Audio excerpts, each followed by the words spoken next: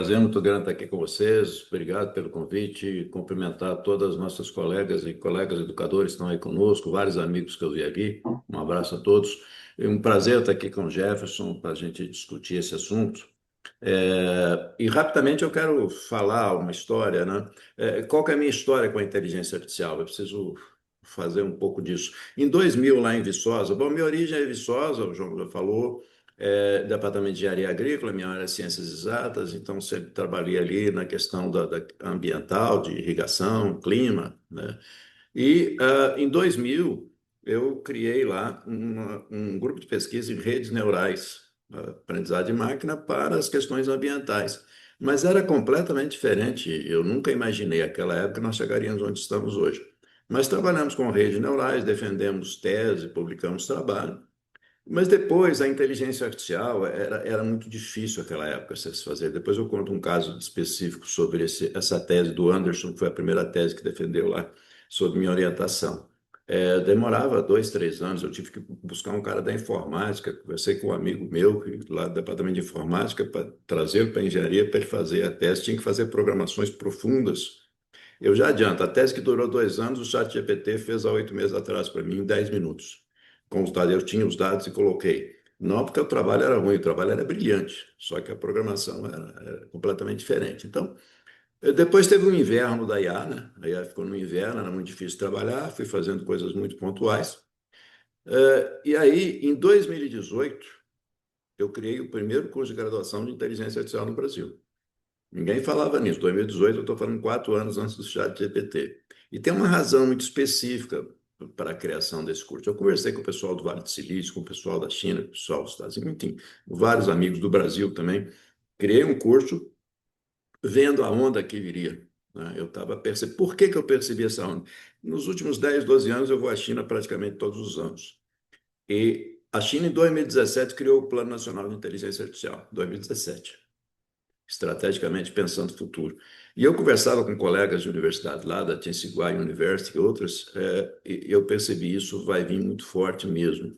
Então, nós criamos o curso de inteligência artificial, e os jovens, quando sai o chat GPT, eu tenho jovens hoje que são CEO de grandes empresas aí, estão trabalhando, entendem o processo, sabem disso. Então, eu acho que é importante falar nisso, porque hoje a inteligência artificial, né, e é importante que todos falem dela, mas ela tem uma história. Esse nome nasce em 1955, foi proposto em 1950, e toda uma história da inteligência artificial, né? E nós chegamos hoje num ponto que eu confesso, assim, eu conheço vários pesquisadores da área. Ninguém esperava que nós chegássemos a esse ponto tão rápido e está acelerando assim. Eu acompanho nos últimos 4 anos, dia a dia, né? Tem seminários internacionais com colegas e tudo mais, e a gente mesmo se surpreende, vocês estão se surpreendendo por isso. Mas vamos falar um pouco da educação, que é a nonossa meta aqui. E eu me permito contextualizar um pouco, uma coisa que todos nós conhecemos, um pouco da história da educação. E eu começo fazendo uma pergunta: você sabe o que tem em comum Sócrates, Platão, Aristóteles e Alexandre o Grande?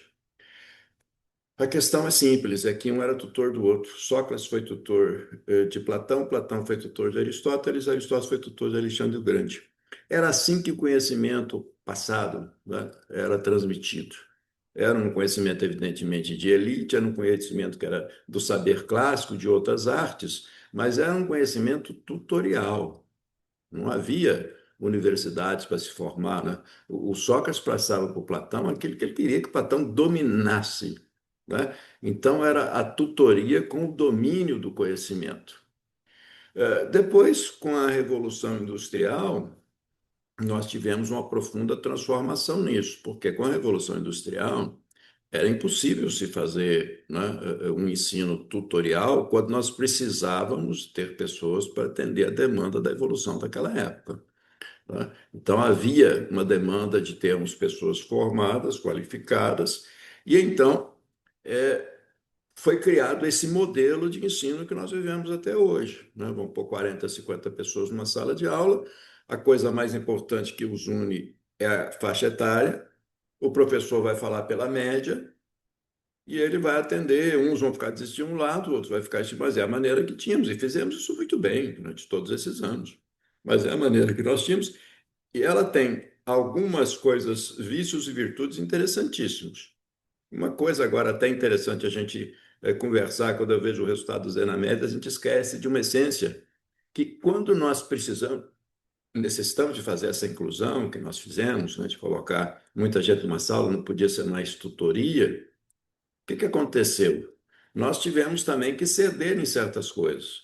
Hoje, as instituições, normalmente, as instituições de ensino superior, têm uma nota de aprovação de 60%. O que que significa isso? Isso é o mundo inteiro, né, em torno disso. O que que significa isso? Que o estudante pode ir em qualquer curso com 40% de deficiência em cada disciplina e ser aprovado no final. Ele pode ir acumulando essa deficiência de forma exponencial. É o nosso modelo de educação. Por quê? Precisava massificar. Eu cuido muito de quem está acima, desprezo quem está abaixo, que ele é reprovado, ele fica para trás, e quem está ali na média vai tocando. Esse é o modelo que nós temos. E nós fizemos isso muito bem. As instituições brasileiras, o modelo Ruboldiano, que aí nós vamos lá para o século XIX, né, que na Europa medieval, depois nós tivemos a Alemanha com o modelo Ruboldiano, vamos fazer ensino, extensão, pesquisa, juntar as pessoas e tal, mas o modelo não mudou nada. Se nós observarmos algumas coisas do ensino, eu vou falar sobre isso, nós mudamos muito pouco em termos de absorção de tecnologia. Tecnologia que permitissem que os professores e as instituições atendessem de uma forma diferenciada os seus alunos, né? Isso foi... Por isso é que eu acho que o trabalho das instituições, as brasileiras, principalmente, que a gente sabe que é tardio o ensino superior no Brasil, mas do mundo inteiro, é fantástico, né? E sobre tutoria, o Benjamin Bloom falou lá em 1984, né? Que nós sabemos que o ensino tutorial se aumenta em dois exígios padrões do aprendizado. Isso é clássico, esse trabalho dele, que o mundo inteiro aceita. O ensino convencional que nós fazemos hoje. Você tem um nível de aprendizado, quando você dá a tutoria, você consegue falar com o estudante vendo as necessidades dele, o ensino personalizado, dois desvios padrões de aprendizado, ou seja, você ganha bastante. O que que a inteligência artificial torna possível? O desafio da inclusão com a personalização. Até então era impossível que um professor, por mais dedicado que ele fosse, e vários de nós aqui fomos e somos professores, olhar cada estudante da sua turma de forma diferenciada, corrigir cada trabalho de forma diferenciada, observando aquela deficiência de um, a capacidade de outro, é muito difícil. Nós trabalhamos na média, né? É a maneira, porque nós não tínhamos tecnologia. Eu quero comparar duas profissões extremamente importantes para o avanço humano, né? A medicina e a educação. Vamos pensar aqui, e alguns de nós podemos pensar isso, eu posso, o Vianney também pode, talvez o Jefferson e outros não possam. Pensa um médico há 50 anos. Nós íamos no médico, ele tinha um termômetro, ele tinha, né, a capacidade de medir a nossa pressão, tinha, ouvia o nosso coração, era isso que ele tinha. Olhava para cada um de nós e dizia o que ele supostamente achava que nós tínhamos, né? Vai no consultório médico hoje, ele vai te pedir uma série de exames, a tecnologia está muito mais personalizada, nós vamos fazer uma série de exames, né? Isso ajuda a nossa saúde. Nenhum de nós iria num médico hoje que ele juntasse 50 pessoas numa sala e falasse assim, olha, vocês todos, pelos sintomas, vocês têm isso aqui, todo mundo toma esse remédio. Não, é altamente personalizado, com a tecnologia incorporada, e nós sabemos como isso melhorou a nossa qualidade de vida. Vamos pensar na educação, uma sala de aula há 50 anos e hoje é praticamente a mesma. Nós temos pouquíssima tecnologia incorporada, muito poucas, né? O tempo que se gasta é o mesmo. É uma das únicas profissões que o tempo que nós gastamos na sala de aula, e eu vou falar bastante sobre isso, que a essência da minha discussão é essa. A sala de aula, 50 minutos, nós temos, né, anos e anos e anos de 50 minutos, por uma série de razões. Mas, enfim. E nós nunca tivemos essa tecnologia, e quando acontece, nós somos resistentes a mudanças. Eu estava na sala de aula quando chegou a calculadora. E os professores da minha universidade, que é uma das melhores do Brasil, a Viçosa, não queriam deixar que a calculadora fosse usada porque achavam que ia atrapalhar nosso cérebro, nós não íamos conseguir mais fazer conta, queria que nós continuássemos usando regra de cálculo. Ou seja, nós somos resistentes às mudanças. Antes disso, teve o próprio computador, nós tivemos o próprio livro, nós íamos perder a capacidade de memória. Nós não gostamos de mudar nem o lado que a gente dorme na cama. Se a gente mudar o lado que dorme na cama, a gente não dorme bem, né? É o que Fernando Pessoa falava, que a gente gosta das roupas que tomam, fazendo interpretação livre, que tem a forma do nosso corpo. Mas é preciso agora que nós pensemos o momento que nós estamos vivendo, que é completamente diferente de tudo que nós já vivemos na história. Nós nunca tivemos uma tecnologia que pensa por si mesma, uma tecnologia que é capaz de se melhorar com o tempo. Eu publiquei 2 livros sobre isso, que eu discuto até a questão da consciência, onde que nós vamos chegar, o caminho que vai aí a superinteligente. Nós temos uma tecnologia completamente diferente. Vamos falar em termos de o tempo de um curso superior. Nós sabemos que a jornada de um curso superior é uma jornada de longo prazo. O estudante entra numa instituição, ele vai ficar, se for um curso tecnológico, 2 anos e meio, se for um curso superior, 4, 5, até 6 anos. Né? Imagina a velocidade de uma instituição de ensino superior e a velocidade do mundo. Quando eu fui para o exterior, eu fiz meu doutorado fora do Brasil, eu saí, fui fazer meu doutorado, fiquei 4 anos. Quando eu voltei, o mundo era o mesmo, não havia modificação nenhuma. E eu tinha os livros mais importantes, eu tinha o conhecimento da área que ninguém mais tinha, porque eu trouxe de lá. Né? Eu trouxe os livros, então eu tinha um conhecimento que ninguém mais tinha, e o mundo era exatamente o mesmo.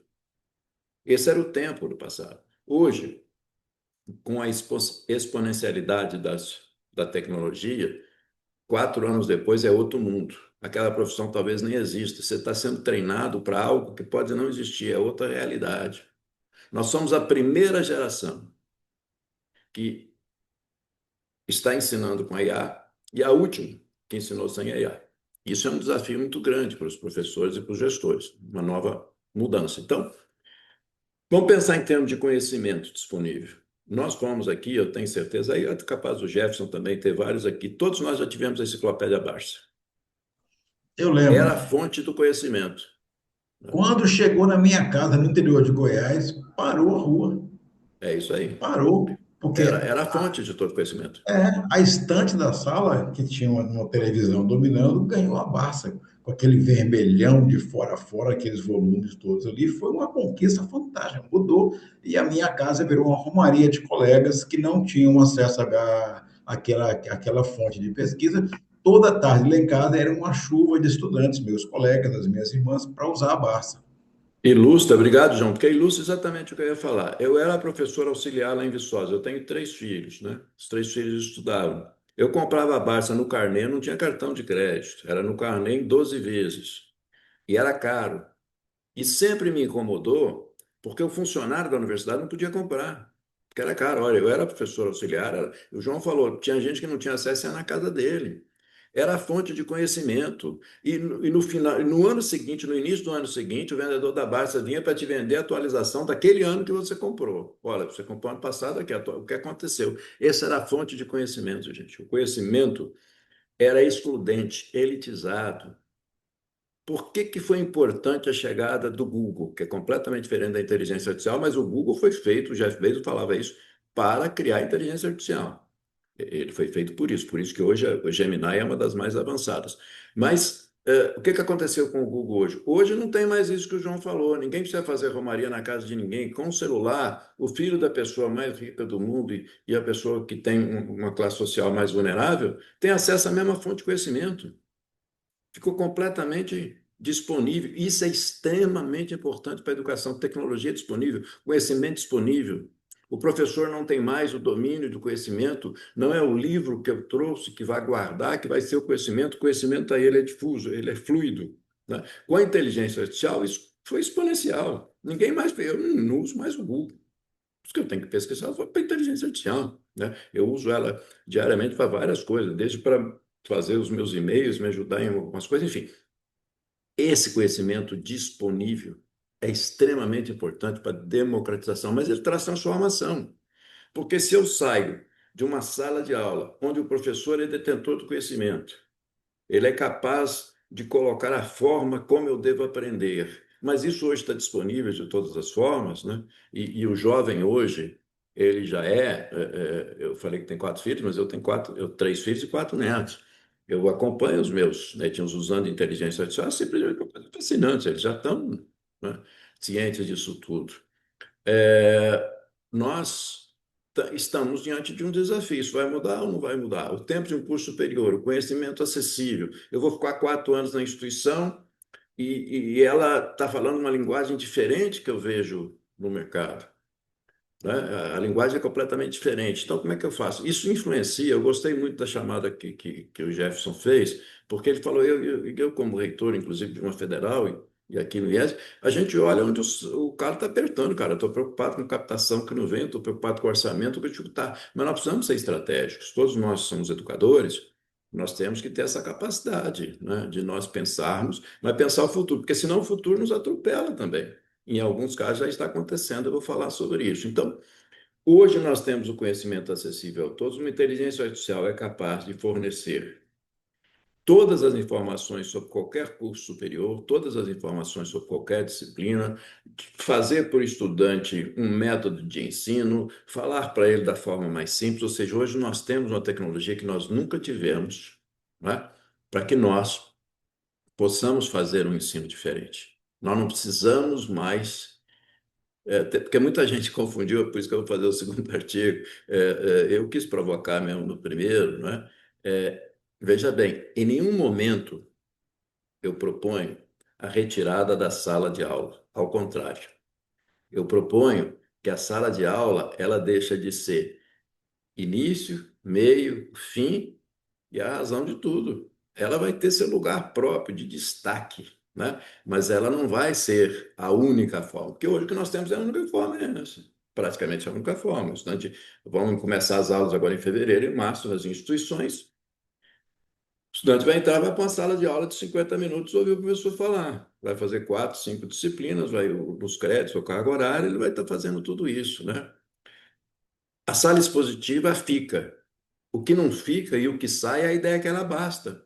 Não basta mais, porque nós temos uma série de outras coisas. Em algumas áreas, os empregadores não querem saber a nota que o estudante teve, se foi bom estudante ou não, ele quer saber o portfólio, o que que você sabe fazer, o que que você aprendeu ali, o que que você fez, né? Então é preciso que a universidade ela seja um espaço de conhecimento, é preciso que nós tenhamos uma transformação completa, né? Para que nós sejamos capazes de formar gente que pensa, que cria, que cuida, que decide, que é a função da universidade, né? Nós precisamos, a importância da universidade é fundamental.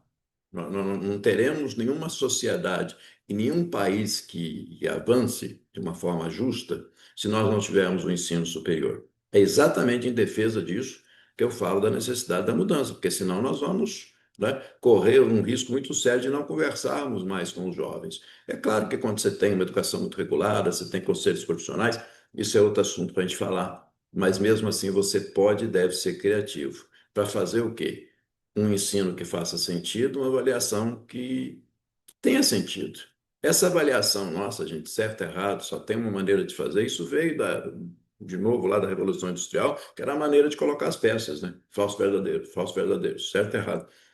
Impede de pensar, de errar, de criar, de avançar, né? Porque o professor não tem tempo para isso, tem que ser algo objetivo. Né? Eu tenho que dar 100 provas, 200 provas, é assim. Hoje não, nós podemos fazer, né? Nós podemos mudar. Mas o que que muda? Não é a função da universidade, não é o conteúdo, nem o valor, mas a arquitetura de aprendizagem. Nós podemos ter uma forma. Eu não estou te ouvindo, João. Você está falando, eu não te ouvi. É que lá em Goiás, quando um fala, o outro baixa a orelha. Aí eu já ponho no mudo aqui, que é para não interromper, né? Mas agora eu não resisti, né? E te vejo falando assim, cara, eu te amo, eu quero fazer isso. E eu sei que eu falo por todos, entendeu? Assim, eu quero fazer na minha sala de aula essa magia da transformação. Eu quero fazer no meu curso, na minha faculdade, na minha universidade, essa magia da transformação.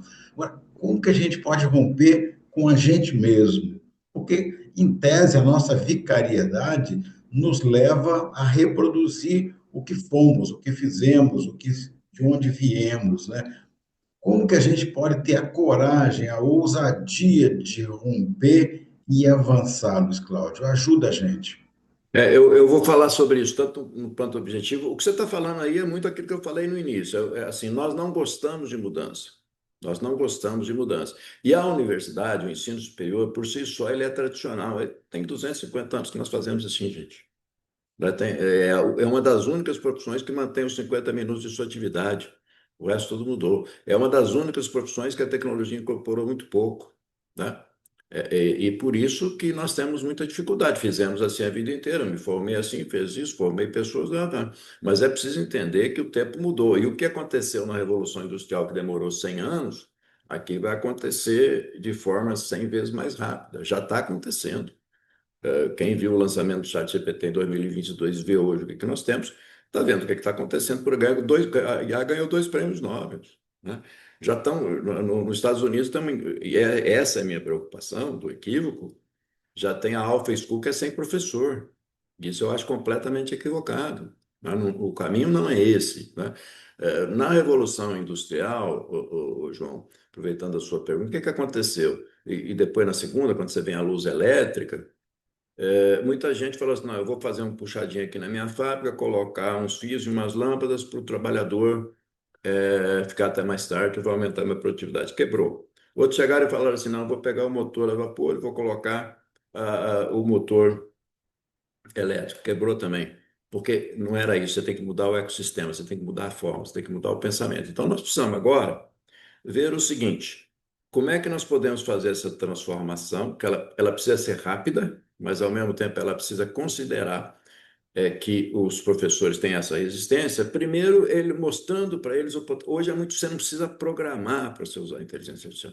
Você não precisa entender nada de computação. Você não precisa, é um prompt, é a maneira de falar. O português ficou a língua de programação, o inglês é a língua de programação. Nós temos um polímata à nossa disposição. Ele sabe 150 línguas. Eu acabei de fazer um artigo agora, um livro que nós estamos publicando na China, do ano passado, do G20, com os colegas de lá. Parte deles eles mandaram em chinês, eu traduzi em um segundo, eu não. O ChatGPT aqui, pô, eu já tínhamos interagindo, tá lá feito. É um polímata que me fala de tudo. Eu pergunto para ele. Então, nós temos isso à nossa disposição no nosso smartphone, que agora realmente é o super smartphone, né? Tá ali. Então, o professor tem que entender que antes ele tinha um mimeógrafo, ele tinha o data show, ele tinha isso, ele podia ter metodologia ativa, agora ele tem uma ferramenta muito melhor. Então, se ele tem essa ferramenta, é dever dele utilizar, como é dever do médico utilizar as ferramentas melhores para atender o seu paciente. Nós precisamos atender os nossos alunos, nós podemos personalizar o ensino. Isso nos incomoda a todos, né? Hoje, o professor, de uma maneira muito simples, sem precisar fazer, repito, nenhuma programação. Ele pode colocar todos os seus estudantes com todo o cuidado para a segurança dos dados, tem a maneira de fazer o API muito fácil para isso. Ele coloca todos os seus estudantes ali, ele coloca suas avaliações, ele coloca a sua ementa, a IA fornece para ele tudo aquilo que está, a possibilidade de fazer exercícios, de avaliações completamente diferenciadas, que ele pode se dedicar a cada um. Ele vai saber o nível que cada um está evoluindo e ele vai ter muito tempo a mais para fazer aquilo que interessa, que é o ensino do estudante, né? O que é fundamental é que a gente lembra o seguinte: não vai sobrecarregar o professor, ao contrário, hoje o professor é sobrecarregado. Então, eu acho que o convencimento pela mudança é primeiro conheça uma ferramenta. Quem não conhece inteligência artificial, conheça a ferramenta, trabalhe com a ferramenta, utilize a ferramenta, discuta com quem já está utilizando. A gente vem utilizando isso aqui, eu falo, estou fazendo isso aqui desde 2020, depois eu falo com os projetos que nós estamos fazendo aqui. Eu falei para vocês o curso de 2018 que nós criamos, agora nós criamos também, eu acabei de criar o primeiro curso do Brasil de graduação de engenharia de inteligência artificial, porque é a grande profissão do futuro. É onde o jovem, agora, quem é hoje que faz a implementação de uma inteligência artificial numa empresa? Quem é que fala dos agentes de IA? É o engenheiro de inteligência artificial. É esse curso que eu acabei de criar para lançar agora. Que é o caminho. Então, nós temos que mudar, entender que está mudando, vai mudar muito rápido. Já está acontecendo substituição.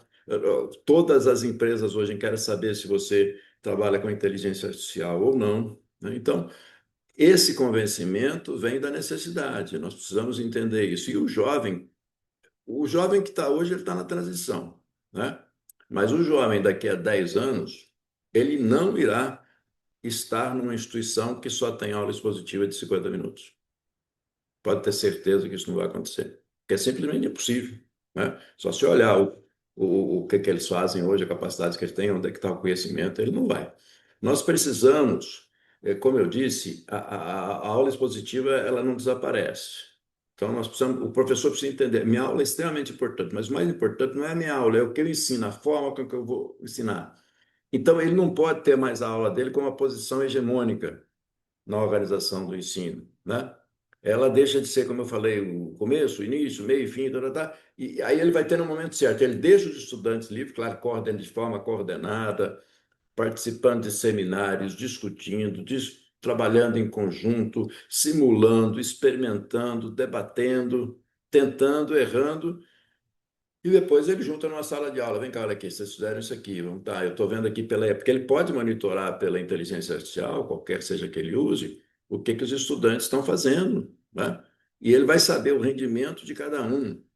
E pode até chegar a pontos, é o que nós estamos trabalhando aqui agora, eu tenho trabalhado com algumas outras instituições também, é o seguinte: o estudante faz 6 disciplinas que não conversam entre si. Até o nome é ruim, disciplina e grade. Lembra que nós usávamos grade? A minha grade curricular, grade é aprisionamento. Disciplina é um negócio que te fecha ali, você tem que ser disciplinado para seguir. Não. O meu aprendizado é esse, e tá bom. Agora, tem estudantes que estatística, o cara com 3 semanas ele domina aquela estatística ali. Por que que ele precisa ficar no semestre industrial que nós criamos, que o tempo é de 60 horas, 4 horas por semana? Tá, tá, tá. Não. Não é assim que o tempo é diferente para um e para outro. Então, esse aqui que já venceu bem a estatística, e ele foi, claro, avaliado, né? Ele pode ser avaliado com defesas orais, com proficiência, portfólio, desafios reais, rubricas transparentes. Com a IA, você faz isso tudo. Ao contrário, eu economizo tempo naquela burocracia para que eu possa atuar com o estudante. Então, ele vai se sentir muito mais motivado, aquilo ali ele já teve a proficiência dele, não mais no sócio, você tem que esperar a prova final para depois você. Não, não, você já está aqui, você está, cuida do outro que você tem mais dificuldade. Nós começamos a fazer algo personalizado que hoje nós temos tecnologia, né? E, e repito, porque o modelo nosso é completamente da Revolução Industrial, né? Newtoniano, enfim, você tem um Professor, calendário que o ritmo de aprendizagem dos estudantes são completamente diferentes, né?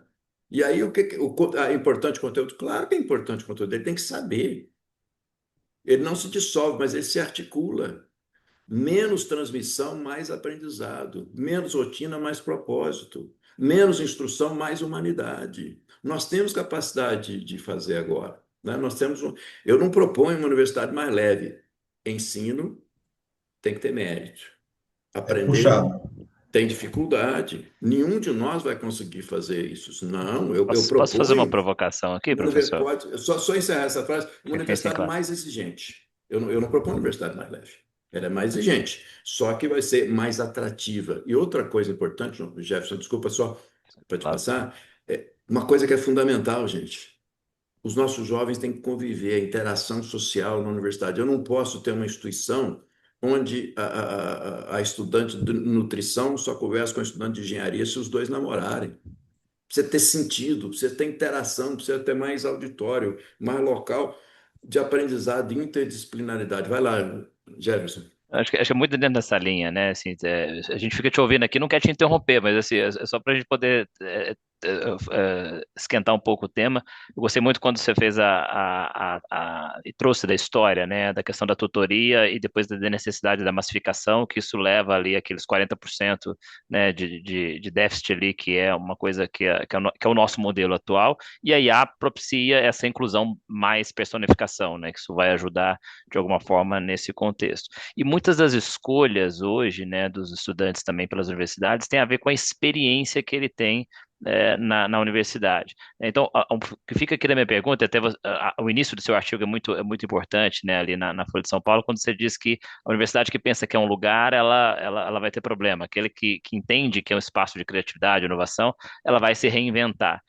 A minha questão é assim, como é que a gente vai lidar, e aí eu olho muito do chapéu, a gente tem aqui vários gestores, né, educacionais pensando no que fazer, né, olhando essa discussão e dizer, olha, como é que eu posso eventualmente colocar em prática essas discussões que estão acontecendo?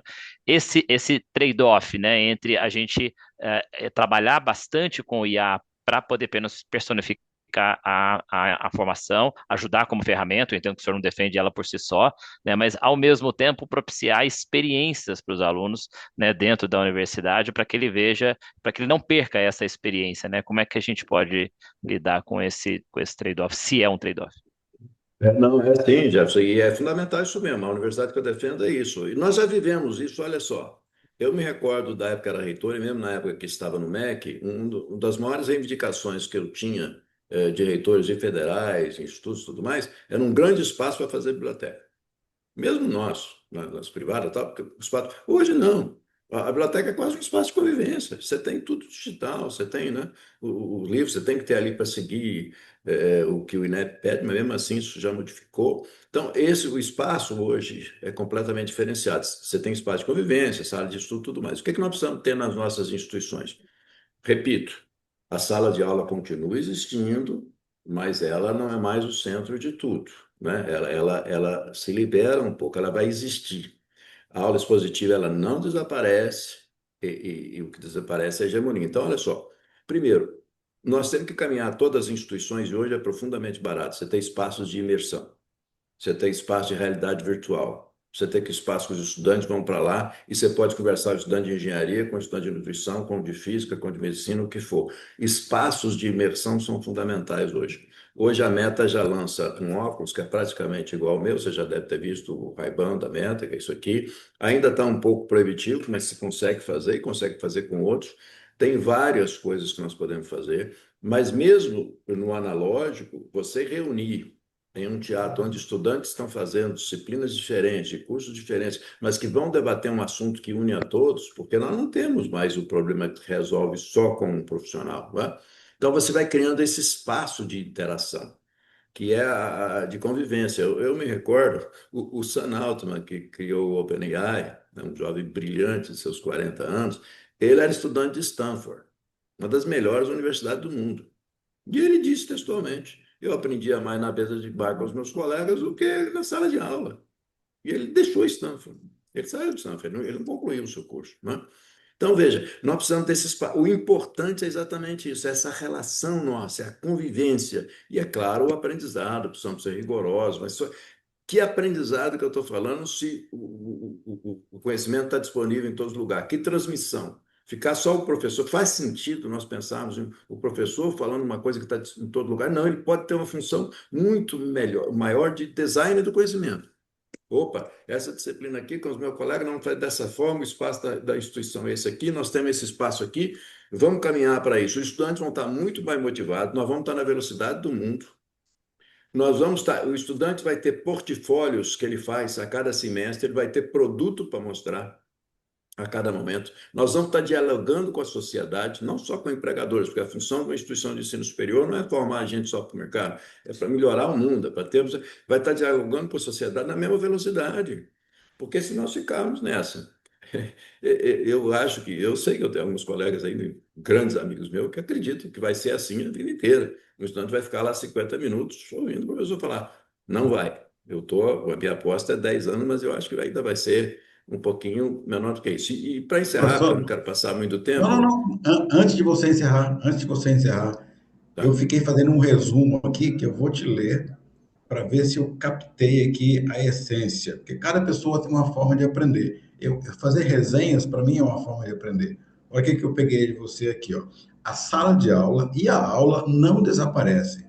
O professor se recria enquanto um designer do conhecimento, mas é preciso criar espaço de imersão e atividades interdisciplinares para a interação entre os aprendizes.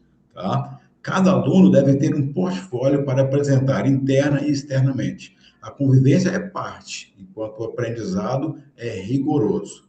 E aí?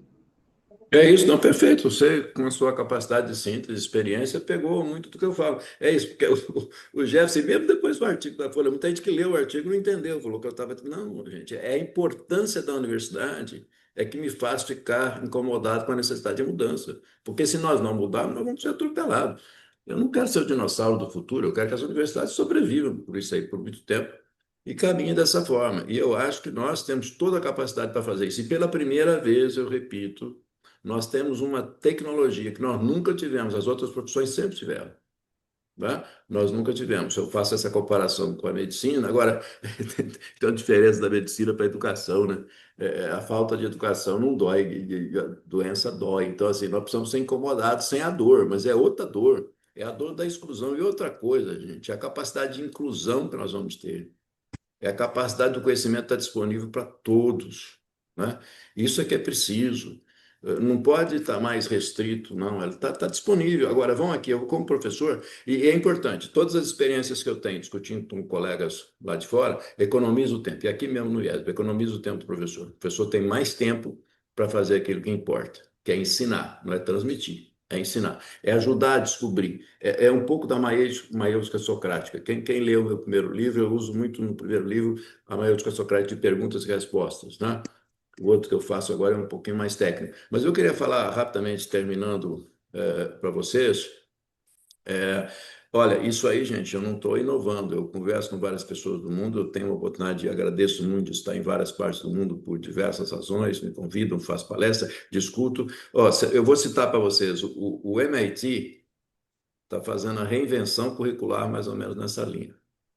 Vanderbilt University, que é uma universidade privada, mas uma excelente universidade, tá transformando completamente seu ensino. Arizona State University, que tem várias ligações com a universidade no Brasil. Stanford, Oxford. O Oxford está trabalhando muito no ensino personalizado, é um pouquinho do que nós falamos aqui. Na China, Tsinghua University, Pequim University, Zhejiang University. Lá tem o Projeto 101. Então, assim, tem gente mexendo, né? Se você me perguntar assim, já tem algo pronto, feito, tem várias coisas sendo feitas. Aqui no IES nós estamos fazendo com 4 cursos, uma coisa muito interessante que eu chamo do gêmeo pedagógico. Você coloca todo o curso dentro de uma inteligência artificial, né? Todo o curso fica ali com os elementos e tudo mais. O professor tem domínio disso tudo, os estudantes participam disso tudo, e você tem as atividades, né, que são rastreáveis, que é possível fazer. Tem a presencialidade, porque aí nós temos no Brasil o seguinte: quando você tem que ter cuidado com a regulação, a supervisão e a criatividade. No Brasil a gente é penalizado se criar muito. Esse curso que eu falei com vocês de inteligência artificial, engenharia de IA, eu tive que fazer 3.600 horas, eu não precisava 3.600 horas. Mas para atender a engenharia tem que cuidar. Então, a gente tem que ficar no meio, mas o importante, gente, olha, eu não tenho dúvidas, e vou encerrar essa minha primeira parte aqui, dizendo o seguinte: da forma que nós conhecemos, a universidade vai acabar. Repito, isso é Calma. uma excelente notícia, e é uma excelente notícia. Com transição, nós seremos capazes de fazer isso. Eu confio nos gestores que estão aqui, em nós vamos fazer isso e estar recebendo melhor, formando cada vez melhor, né? Mas acabar, repito, não é na função, na importância, na inclusão. Para mim funcionou. Eu não teria a menor condições de estar aqui. Eu fui o primeiro da minha família a ter ensino superior. Não tinha ninguém antes disso. Então, ela transforma, ela modifica, ela inclui, ela precisa ser cada vez mais do que isso, mas ela precisa fazer sentido para os nossos jovens e para a nossa sociedade. Eu tenho certeza que nós saberemos responder esse desafio, porque nós temos uma tecnologia que nos auxilia nisso.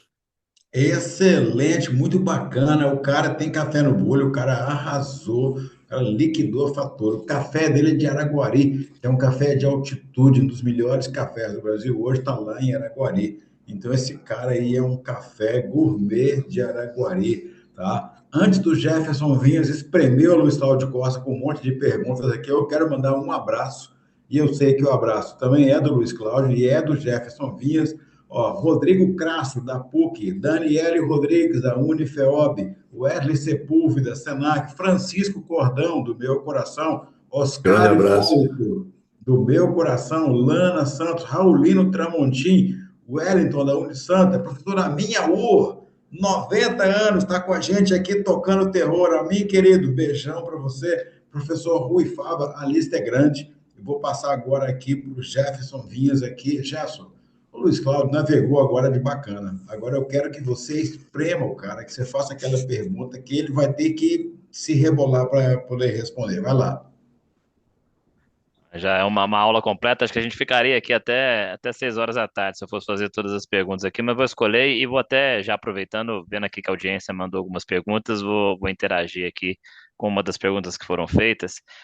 Eu acho que é uma grande preocupação, né, professor Luiz Cláudio, quando a gente fala dessa questão da personificação, do IA, e aí até o Marcos José Garcia traz uma pergunta aqui falando de como é que a gente evita essa relação pedagógica, né, e que se reduza se reduza a relação pedagógica a um duelo de algoritmos, como ele chama, entre alunos e professores, e quando a gente também precisa muito da formação humana, de desenvolvimento humano, de pensamento crítico, né, de ensinar, de abrir mentes, né, abrir a cabeça, né, numa ideia de aumentar o repertório, né, desses estudantes para que eles enfrentem as dificuldades do mundo.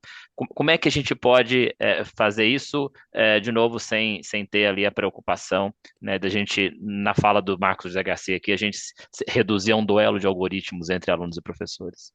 É isso mesmo, Vinhas, e o Marco colocou bem. Primeiro é o seguinte: conhecer a ferramenta, saber o que é a ferramenta, né? Como ela pode ser utilizada, não é um duelo de algoritmos, não é um duelo de prompts, é uma ferramenta que vai nos auxiliar. O professor, ele tem que, logo desde o início, eu tenho falado muito com os meus professores aqui, com outros, eu tenho feito algumas palestras em instituições. Primeira coisa, defina com a sua classe como é que você vai usar a IA. O que você pode usar? Olha, você pode usar para consulta, eu vou usar dessa forma. Quando você der o primeiro exercício que você queira fazer, o que for, já você mesmo usa, e ó, a IA deu essa resposta. O que você acha? Começa a mostrar a ferramenta, né? Para que ela deixe de ser simplesmente uma ferramenta que eu vou utilizar para fraude. Eu me recordo que antes do ChatGPT ser lançado, eu estava numa instituição internacional e a gente estava fazendo o teste dele. Ele foi liberado para alguns e eu estava no organismo, a gente estava testando. Eu me recordo que um colega meu de uma universidade, eu não vou citar a universidade, nem ele, mas era uma universidade francesa, ele falou assim: eu já falei com o meu reitor, nós vamos proibir essa ferramenta aqui. Eu disse para ele assim: isso lá nós estamos falando em 2022. Eu disse para ele assim: ó, cara, que bom saber que eu não vou orientar ninguém meu para ir para a sua universidade. Se você vai simplesmente proibir essa ferramenta, nenhum amigo meu vai para aí, parente nem pensar. Você tem que construir ponte, não muro.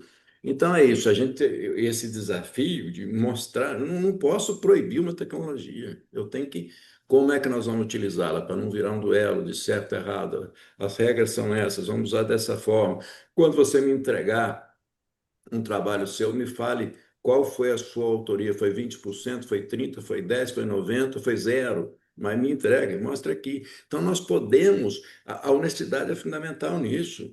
E foi falado, gente, o que nós temos, eu acho, e a minha tese, inclusive nos meus livros, eu falo muito mais sobre ética do que sobre técnica nos livros, porque eu falo um pouco sobre técnica, mas a ética, para mim, é o principal, o que nós queremos ser como humanos. Porque em 2029 nós vamos ter IA super inteligente, né? Vocês viram agora o que ela resolveu na questão do desdobramento de proteínas, o que ela está resolvendo nas questões dos materiais. Nós conhecemos 380 mil materiais, estamos conhecendo milhões, né? Ganhou o prêmio Nobel. Vai ficar o conhecimento cada vez mais disponível, ela é capaz de fazer atividades que a gente não pensa. Então, qual é a nossa humanidade? É a criatividade, é a empatia, é o sentimento, é saber trabalhar em equipe, né? Isso tudo nós podemos utilizar a IA para nos auxiliarmos a sermos mais humanos, competentes na nossa profissão, né? Trabalhando com a inteligência artificial. So- Próxima so- pergunta.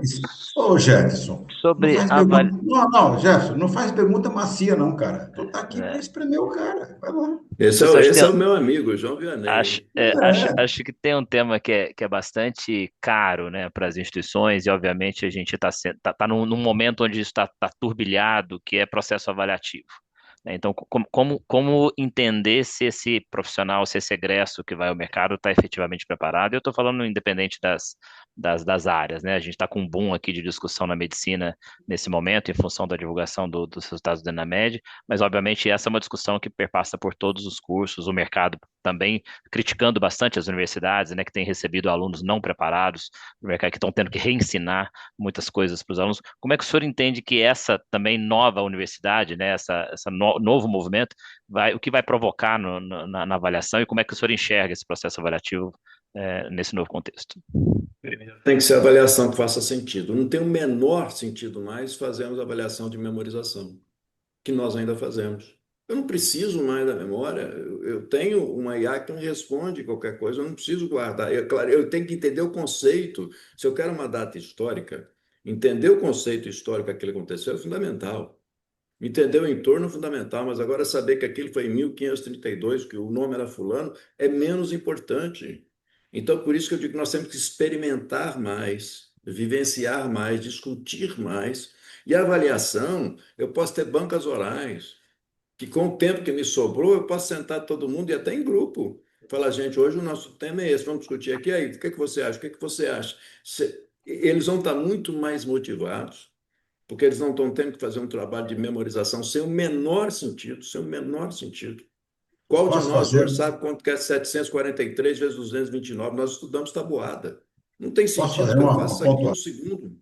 Claro. Posso pontuação muito breve aqui? Tem uma pessoa da minha família que trabalha no Vale do Silício, numa dessas grandes corporações mundiais, e para efeito de promoção, ela foi chamada e falou assim: ó, tu tem que fazer meu MBA Ivy League. Você tem MBA no Brasil, tá beleza e tal, mas tu tem que fazer meu MBA Ivy League. Nós pagamos tudo para você mudar de nível na companhia. Foi fazer. É um massacre. 2 livros por semana, 20 alunos em sala, dois professores fazendo pergunta o tempo todo para os alunos. E se você não tiver afiado, você passa vergonha e você é avaliado pela vergonha que você passou. É como se fosse uma banca oral toda semana, com dois professores em sala, 4 horas, 2 horas de intervalo, mais 2 horas, de banca oral o tempo todo sobre os 2 livros da semana e articulado com os que já passaram.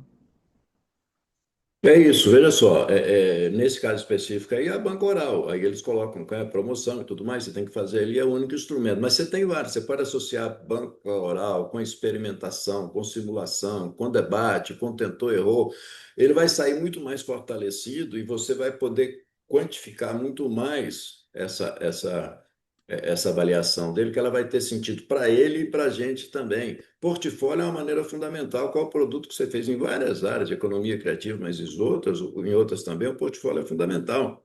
Algumas disciplinas, cara, que são aquelas mais hard, o cálculo, mas mesmo no cálculo e outras, a experimentação é fundamental. Onde que aquilo se aplica, como é, discute aqui qual é esse conceito, você entendeu? O conceito de derivada, de integral. Não é decorar uma coisa para saber uma forma. Nós temos que sair da memorização, a avaliação tem que fazer sentido. E esse debate, Vinhas, eu toquei nele, olha só, nós esquecemos o nosso modelo de ensino, e aí vamos dizer agora que quem tem abaixo de 60% não é na média não pode exercer medicina. Mas nós formamos todo mundo nas instituições do mundo inteiro, não é só do Brasil, não? Dizendo que a partir de 60% você vai ser diplomado. Ou seja, você pode ter 40 de déficit acumulado. Porque nós não tínhamos a ferramenta, agora nós temos. Nós podemos ter, cada estudante pode ter o seu tutor personalizado. Se eu tenho um estudante de direito que tem dificuldade, porque você disse, ele entrou com deficiência lá de português e tudo mais, ele no seu tutor, sem se expor na sala de aula, ele pode aprender a escrever uma peça, ele pode corrigir, ele pode dizer para a IA dele, olha, me ajude aqui, eu tenho dificuldade de conjugar verbos, eu não sei isso, me ajude, como é que eu faço? Fala isso como se você estivesse falando para um menino de 11 anos, e ele faz isso. O professor não tem condições de atender. Nós tentamos de várias formas, vocês sabem disso, aqui tem vários educadores, de fazer esse nivelamento que nós falamos, né? Tem gente que entra no cálculo e não tem a menor ideia, então a gente precisa entender como é que eu somo fração. Hoje nós não podemos desperdiçar esse instrumento de inclusão. Isso é um instrumento de inclusão e de melhoria, né, do nosso ensino. Então, é utilizar para essa avaliação e aí nós temos que mudar completamente. Eu tenho falado aqui, meu sonho é acabar com as provas. Em 4 cursos aqui eu já consegui. Nós não temos mais a famosa P1, P2, P3, P1, nós estamos avaliando de outras formas, mas avaliando com rigidez. É isso que o Vianney falou. Posso ter na banca oral, eu sou muito mais rígido. E tem reprovação, claro que tem. Porque a educação demanda, né, esforço, né? E mérito, mas só que não dá para falar em mérito se você não falar em oportunidades iguais, se você não falar, né? Hoje nós temos condições de fazer isso. Eu tentar reunir aqui três perguntas em Jefferson, uma aqui da audiência. enquanto você faz aí o resumo aí da sua cabeça aí, eu vou apresentar aqui a programação da roupa da semana que vem, Uhum. até para você ter o tempo de elaborar bem aí essa síntese de perguntas aí. Galera, vou apresentar para vocês aqui o que nós vamos fazer na semana que vem aqui. Anota aí para você não perder. Olha a pedreira da semana que vem que nós vamos ter aqui na Roper, tá? Nós vamos começar a semana que vem, na quarta-feira, com uma pessoa que está especializada em apoiar as instituições para fazer uma redução da evasão e um aumento da adimplência. Qual que é o assunto aqui? Jornada de sucesso do aluno. A nossa captação está muito apertada, nós não podemos perder ninguém que está entrando, nós temos que levar esse aluno à jornada de sucesso e manter as contas em dia. Semana que vem, o Valber Figueiredo, que é sócio-diretor da Princípia, e o Leonardo Spain, que é consultor da Roper, especializado em onboarding, eles vão trabalhar a jornada do aluno no cenário de captação restrita, como você vai melhorar os seus indicadores de permanência do aluno, vai melhorar os seus indicadores de adimplência e levar até a jornada de sucesso. Quarta-feira da semana que vem, 3 da tarde. Os webinars da Roper, você sabe, tem o apoio de empresas que apoiam a educação brasileira. A Liceu é o principal sistema acadêmico instalado nas universidades do Brasil, é a universidade na palma da mão, e você pode falar com o Fábio Cesp, que é o diretor do Liceu, como que ele pode ajudar a sua universidade a entrar na era digital, da captação ao diploma digital e exportação de dados para exames, para avaliação e para acesso. O contato dele está no chat aí. Também tem no chat o contato do Marco Aurélio. O Marco Aurélio da Crédito Ficou Fácil, que é uma nova forma descomplicada de financiamento estudantil. Você quer ter um aluno que está com... Ele não tem capacidade primeira de pagamento na medicina, na veterinária, na odonto, na psicologia, mas ele vai estudar, porque a Crédito Ficou Fácil vai apoiar a jornada de sucesso desse aluno. Fala no chat aí com o Marco Aurélio e fala também com o Diogo Fonseca. O Diogo Fonseca é o founder da Princípia, tá? CEO e founder da Princípia, e ele é especializado, ele representa essa fintech da educação que leva para a sua faculdade uma serenidade administrativa financeira para você focar na qualidade acadêmica, na inovação e na jornada de sucesso do aluno. Está o contato dele aí no chat. A Roper tem para você agora em maio a primeira turma de 2026 do Gestão Sistêmica, que é um curso muito pequeno. Quem faz esse curso, logo vira para o reitor, mantenedor, investidor, vai para membros de conselho. Por exemplo, o que você vai aprender ali?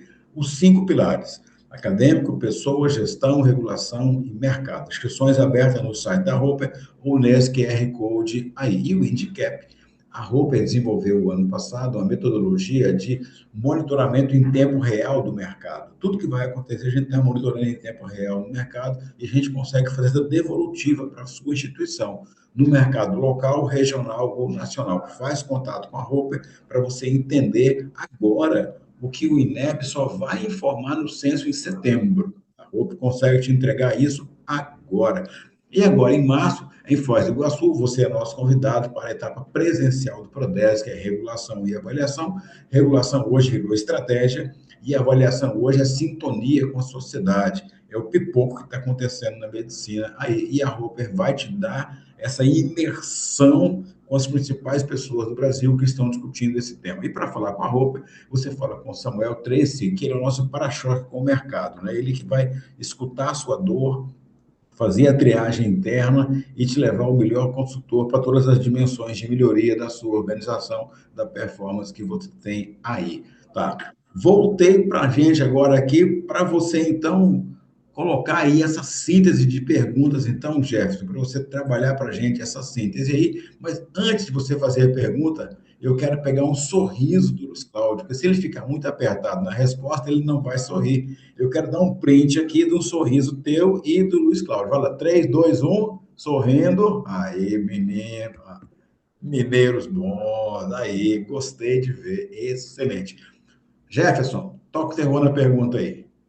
Vou reunir três aqui, dando os créditos aqui para o Wilson Parisotto, para a Elizabeth Chaves e para o Rodrigo Castro, que nos mandaram gentilmente aqui as perguntas.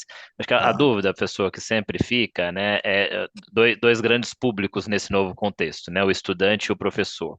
Então, acho que a dúvida fica, por parte muito dos gestores, é como é que a gente prepara, né, esses professores, que muitos deles iniciaram a sua própria formação sem base, né, desse conhecimento IA para essa nova geração, e muitos estão aí nesse processo de conhecimento também desse novo cenário. Então, o tema docente, professor, é sempre um tema que vai aparecer, né? Como é que a gente, uma vez que a instituição toma consciência de, né, que a universidade vai acabar, isso é uma boa notícia, como é que a gente faz com que o professor se adeque a esse novo cenário? E do outro lado, né, não menos importante, o aluno que essa capacidade de, né, o Rodrigo fala aqui, de absorver essa autonomia, tomar as rédeas de condução da sua própria formação, né, num sistema de educação diferente, e a gente sabe, né, que a gente tem uma dificuldade enorme dos estudantes que a gente recebe hoje no ensino superior. Então, queria que o senhor falasse um pouquinho desses dois grandes desafios que tem nesse novo cenário, né?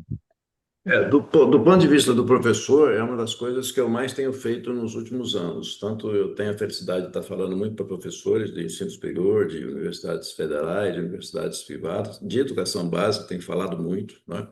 E eu acho que esse é o ponto principal.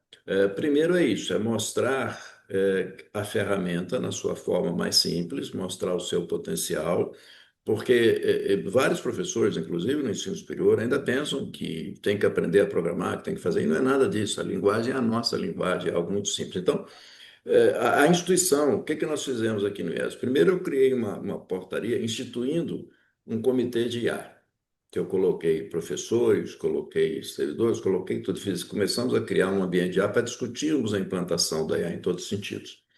A segunda coisa, desde 2022, todo o treinamento, inclusive agora eu vou falar de novo, nós temos aqui o nosso encontro pedagógico dos professores. Eu tenho falado sobre A em todos esses anos, tem 4 anos que eu tenho falado com os professores, mostrando como é que pode ser feito, mostrando as boas práticas, mostrando tanto nós aqui como de fora.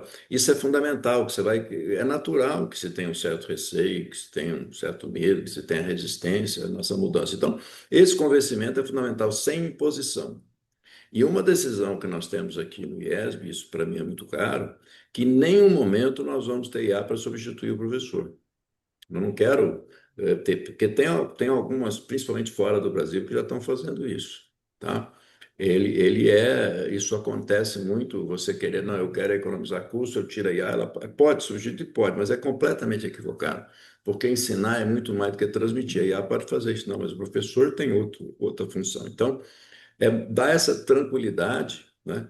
E mostrar a ele, e eu tenho mostrado isso para alguns, o tempo de economia que ele tem quando ele utiliza a IA e a capacidade que ele tem de atender mais seus estudantes. É um convencimento, é uma transição que a gente sabe que demanda tempo, mas o que eu percebo aqui na experiência aqui e em outros locais que eu tenho atuado, é que você tem uma resposta muito rápida. Quando começa a utilizar, começa a gostar, vai avançando, tem experiências fabulosas. E é sempre bom depois, eu aconselho as instituições, façam no meio do ano, no final do ano, quase que um seminário interno de utilização da IA. Os professores mostrando o que estão fazendo e os estudantes mostrando o que estão fazendo. Porque os estudantes já incorporou isso, só que eles incorporaram de diversas formas. E se a gente não construir essa ponte, daqui a pouquinho tem gente construindo muro, né? Proibindo e falando isso, aquilo, e preocupado só com a fraude. Não é a fraude. A fraude sempre existiu, gente. Faça TCC a R$ 500, tal, tal, tal. Não é isso que eu quero discutir. Isso nós sabemos que é profundamente equivocado. Eu posso utilizar a IA para. Posso, mas se nós discutirmos a ética, a boa utilização, a forma de ser que ela pode ser utilizada, sim, mas ele tem que dizer o percentual de autoria dele. Então, dá para conversar com esses dois públicos fazendo essa transição. Essa tem sido a minha grande jornada e acho que essa contribuição que eu procuro dar, inclusive com os dois livros que eu escrevi de uma trilogia, depois eu falo um pouco sobre eles, né, para mostrar o que é IA, o seu potencial, como é que ela pode ser usada. Deixa eu dar só uma contribuição aqui, ó. Nós estamos publicando hoje, na revista Desafios da Educação do Grupo A, um artigo que chama Inteligência Artificial, a quinta geração da educação à distância. Porque no Brasil, nós tínhamos 4 gerações de EAD no Brasil. Material impresso, 1904, que era o curso por correspondência. Depois nós tivemos o rádio e a televisão. O grande ciclo foram os telecursos na década de 60, 1968. Tivemos as aulas via satélite. Muita gente pensa que a aula via satélite começou com a Unopar. Não, começou com o projeto SACI, em 1973. Depois tivemos a Universidade Virtual, que foi em 1996, que foi na UFSC, e agora, em 2025, nós temos a inteligência artificial como geradora de cursos completos por educação à distância. Então, nós publicamos hoje, no Desafios da Educação do Grupo A, estou colocando o link no chat aqui, tá? Um artigo inédito, a inteligência artificial como a quinta geração da educação à distância, que permite duas vertentes. Uma vertente que ela era, até então, impossível, que era a eutagogia, né? Como é que uma pessoa que não domina uma competência produz um curso para dominar aquela competência? Hoje você não tem uma competência, mas você especifica para a IA e ela cria um curso a partir do seu grau de dificuldade para você alcançar aquela competência. Ou pode ser uma formatação de uma educação tradicional, onde uma instituição ou um professor demanda a IA para modelar um curso com suporte de aprendizagem de tutoria humana ou tutoria pela própria máquina ou um sistema híbrido de tutoria humana e tutoria máquina. Então, a inteligência artificial, ela é a quinta geração da educação à distância e eu coloquei para vocês aqui no chat aqui o link desse meu artigo que eu publiquei hoje na revista Desafios da Educação e assim que acabar o webinar eu vou divulgar também no Instagram para quem tiver interesse. Devolvendo a bola, Jefferson Vinhas, para você conduzir aí a última pergunta para o professor Luiz Cláudio. Acho que tem muitas perguntas interessantes aqui da audiência, eu vou aproveitar, tá, João? Estão mais interessantes das que eu tinha preparado. Então, o Fábio Gomes, que inclusive foi aluno seu, professor, da Grande Fábio, graduação e grande amigo do meu.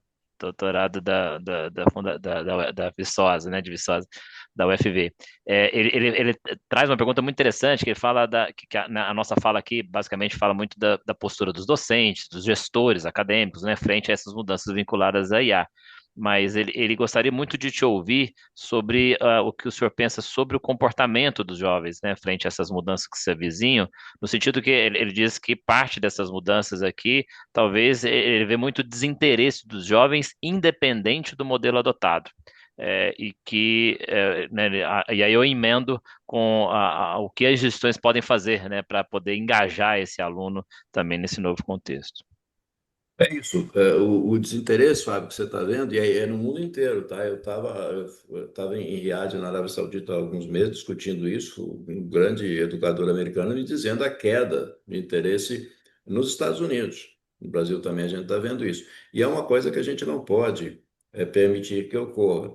Esse desinteresse está vindo por causa dessa distância. Por que que eu vou aprender lá se eu tenho essa informação aqui? O que que eu vou fazer ali? Muitos vêm só buscando, evidentemente, a credencial, o diploma. Se você pensar bem, o ensino superior, eu vou falar aqui da forma mais simples possível, é um contrato que o estudante faz, que ele quer, ao final de 4 anos, receber um diploma que permite ele exercer uma profissão.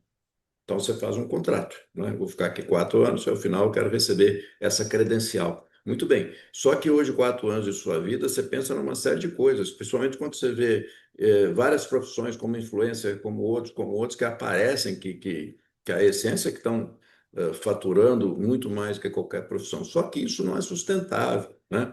O que transforma uma sociedade é uma instituição que dialogue com a sociedade, que o estudante tem ali. Ele pode estar na instituição e se sentir, como você falou, engajado, motivado, é a nossa função, mas para isso nós temos que conversar com a realidade dele, senão eu vou ficar ali assistindo essa aula 4, 5 vezes por semana, isso aqui. Não. Por que que a EAD cresceu muito? Não é só preço, não, a EAD cresceu muito pela flexibilidade, né?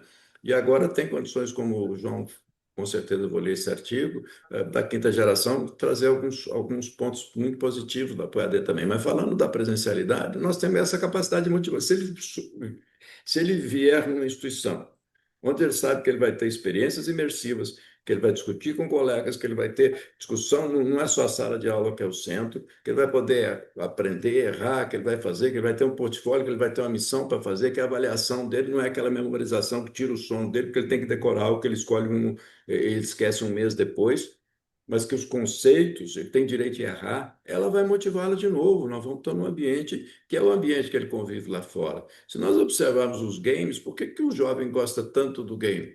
Porque ele é capaz de motivá-lo, né? Etapa, você passa, você tem missão, você cumpre, você volta, você tem a premiação, você tem a badge, quer dizer, você tem, né? Então nós precisamos fazer isso, viu, Fábio? Porque senão realmente vai ter o desinteresse, mas o desinteresse, uma das razões do desinteresse, nós temos que refletir sobre a nossa contribuição para isso.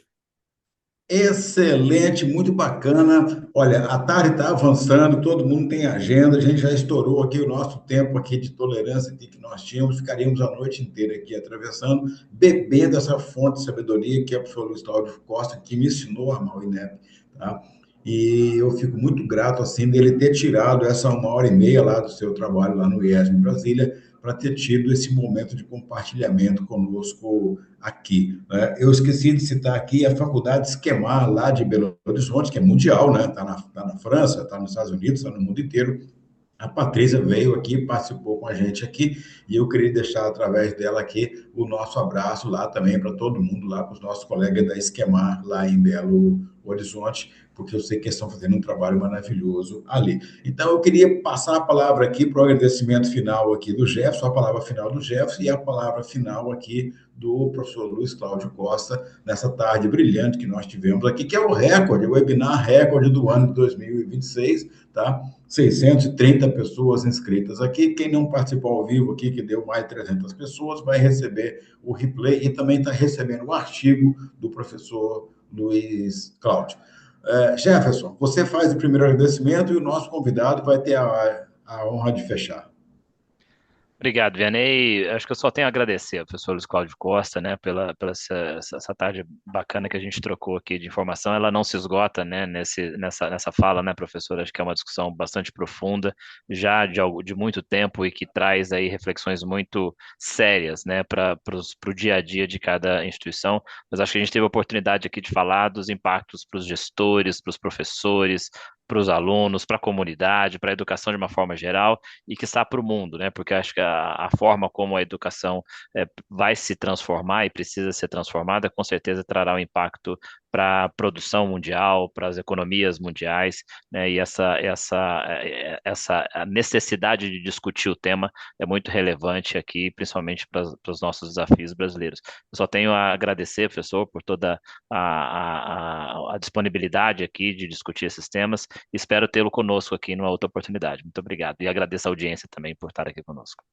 Obrigado, Jefferson. 632 pessoas, para não ficar deixar barato, hein? 632. Luiz Cláudio, querido, desculpa aí a informalidade, mas você é uma pessoa querida e tem a tolerância para com os aprendizes, entre os quais eu me incluo. Então, eu queria dizer que essa informalidade é típica de um momento horizontal, né? A Roper é uma instituição que horizontaliza as relações em busca da contribuição de todos para a melhoria do ensino no Brasil. Então, eu queria que você relevasse aí essa horizontalidade. De maneira nenhuma é um desrespeito à tua autoridade e ao teu saber compartilhado por todos nós. E te passo a palavra, então, para poder fazer esse encerramento aí, sem deixar que você leve meu abraço à professora Eda e ao Edinho também no IESB aí em Brasília. Peraí. Obrigado, João. É um prazer estar aqui entre amigos. É isso. Nós estamos entre amigos, entre educadores, não tem verticalidade, não tem nada. É isso mesmo, é horizontalidade. Nós todos estamos refletindo, aprendendo. Eu penso isso a cada dia. Agradecer muito a você pelo convite, a Roper por esse trabalho grandioso que faz por toda a educação do Brasil. O Jefferson, pelo prazer de estarmos aqui compartilhando esse momento, a todos aqueles que nos escutaram. Eu só queria encerrar agradecendo mesmo, dizendo que eu vou continuar. Eu falei com vocês, vou só mostrar aqui. Esse é o primeiro livro que eu escrevi. Na pandemia, eu falei, vou escrever uma trilogia sobre inteligência artificial. E comecei com o primeiro, que é a inteligência artificial, o impacto da inteligência artificial na humanidade, explorando a educação, saúde, ética, economia, emprego, inovação e poder. É a maêutica socrática. O João, o personagem, vai perguntando para a Obrigado, inteligência obrigado pela artificial. homenagem. É, é muito interessante, inspirado no João Vianney, né? Mas o segundo, que vai sair pela Voz agora em março, é um pouco mais técnico, mas eu discuto coisas muito interessantes. É exatamente nesse sentido de mostrar, eu olho muito, principalmente o professor, o estudante, aí a inteligência artificial, funcionamento e desafios à ética, às crenças e à existência humana, que eu já abordo coisas mais interessantes. A inteligência artificial vai ter consciência, ela pensa por si própria. Eu conto casos lá que ela se negou a desligar, quando ela ficou sabendo que ia ser desligada. Enfim, são discussões que nós temos que fazer, porque nós estamos diante de um espelho que vai refletir o que é que nós queremos para a nossa humanidade. Se eu vou ter uma inteligência disponível para fazer uma série de coisas, é claro que também terá o uso equivocado, que profissional que nós precisamos? Se a inteligência está disponível, nós precisamos da ética, da competência, da honestidade, da empatia, né, de trabalharmos em conjunto. Então, nós temos um desafio muito grande, mas uma oportunidade fabulosa. É a primeira vez que nós, da educação, que os professores, têm uma tecnologia que outras profissões sempre tiveram. Então, nós precisamos usá-la. E ela está aí, é praticamente gratuita. E eu queria dizer a última coisa sobre inteligência artificial. Todos nós usamos as redes sociais há muito tempo.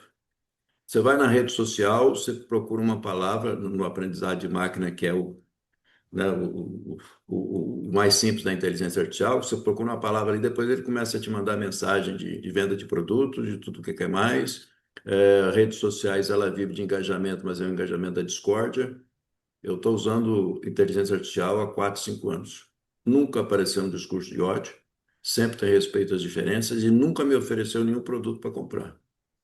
Esse é um ponto profundamente interessante para nós refletirmos, né? Porque você passa a ter um conhecimento, a capacidade de melhorarmos como sociedade, mas é claro que ela será o que nós fizermos dela e a utilização que nós fizemos. Obrigado muito, João, pelo convite. Obrigado, Jefferson. Obrigado a todos que estiveram aqui conosco. Um grande abraço a todos e vamos continuar com essas reflexões. Galera, semana que vem, então, quarta-feira, 3 horas da tarde, aqui, a jornada de sucesso do aluno. A captação está arrochada, você não pode perder ninguém que entrou e ninguém que já estava. Então, jornada de sucesso. Menor evasão, maior adimplência, maior conclusibilidade e maior rendimento acadêmico para os alunos. Vamos superar essa barreira dos 60% aí, ó. Vamos levantar esse indicador aí. Beijo para todo mundo. Semana que vem a gente volta. Jefferson, beijão Grande bem grande. abraço. Gustavo, beijão bem grande. Ficamos Grande por aqui. abraço. Tchau.